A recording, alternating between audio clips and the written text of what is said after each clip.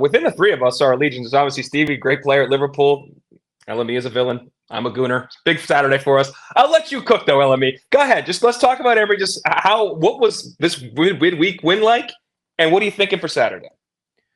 Let me cook, Dalen Cuff. This is the only reason why I was hired for ESPN, to finally, in this moment, it's Aston Villa's moment. Thank you so much. And listen, as you mentioned, the win against Manchester City was historic. And I'm telling you this, I've been supporting this club since I was 12 years old, since I moved from Peru to England. And that's the best I have ever seen them play in the Premier League. It was remarkable. Pep Guardiola's Manchester City conceded 13 shots in the first half, the most out of any team in the history since he came into that game. In the end, it was 22 shots. No team has ever done that, definitely in the space of 15 years from the top 5 European leagues. This was a massive statement from Unai Emery and Aston Villa. But the thing is, Dalen, it's more than just that win.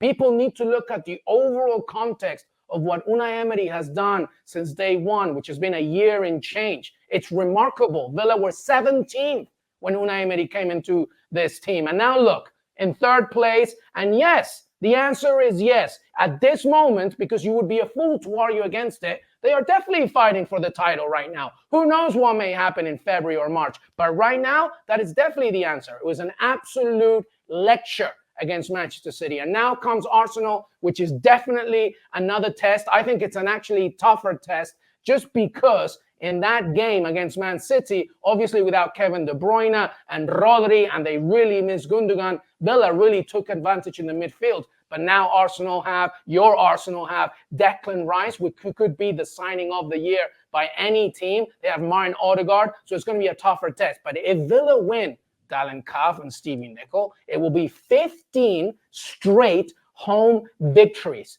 15 straight home victories. Arsene Wenger didn't do that. Mourinho didn't do that. That's a remarkable statement. Up the Villa, up the Unai Emery, baby.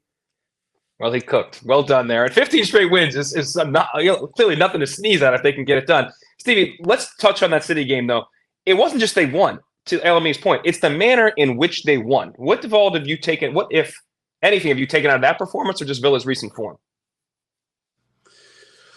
I think it's impossible not to ask yourself the question of were Villa just that good or were Man City just had a bad night. You can't argue that Villa were just that good. I don't think there's any argument. I find it interesting that LME's just said that we're now going to get a tougher test after playing Man City. I don't think we were thinking that before the kickoff. But he's probably right. And I think the tougher test will be, can he get through that back four? Obviously we know the questions about the goalkeeping situation, but the test is Arsenal's back four, because I think Arsenal's back line, that back four, is probably the best in the Premier League. And so that will be a problem. But if they can carry on what they did against City, and for me, the biggest thing was the middle of the park. They completely dominated it, Camara and particularly McGinn.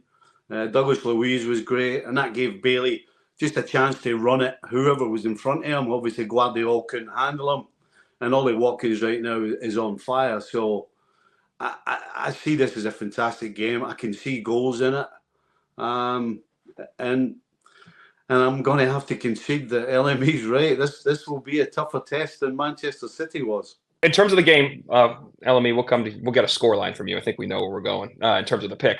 Stevie, give me the breakdown. What do you think of this game? This is a big game in the top four clash. Right now, Villa's plus 160. They're second favorites to get that final spot, right behind Newcastle, we're going to talk about in a minute, and right ahead of Tottenham, who else we're going to talk about. What do you see in this game, though, Villa and Arsenal? What do you got prediction?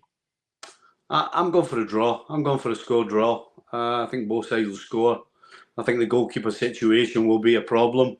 But I think Arsenal will take advantage. You've got two sides who like to have some space. Saka and Martinelli on the wide areas when Villa go forward. Because this Villa side, when they get the opportunity, absolutely get forward. They get men forward. And of course, when you do that, you do leave space. So I can see Martinelli and Saka in particular taking advantage of that. I can see a draw here. LME, what you got?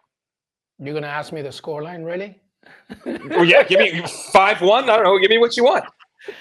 Before I say it, I will say, though, that from the excellent point that Stevie said about David Raya and Aaron Ramsdale, the battle will be in the midfield in this game, Dalen, because I do believe that what happens is when Unai Emery uses either Bouba Kamara with Douglas Luiz, John McGinn, and Yuri Tillemans, it's a sort of a very fluid, rotated sort of midfield that really capitalized against Manchester City. I mean, John McGinn made Rico Lewis look like a third grader in that game.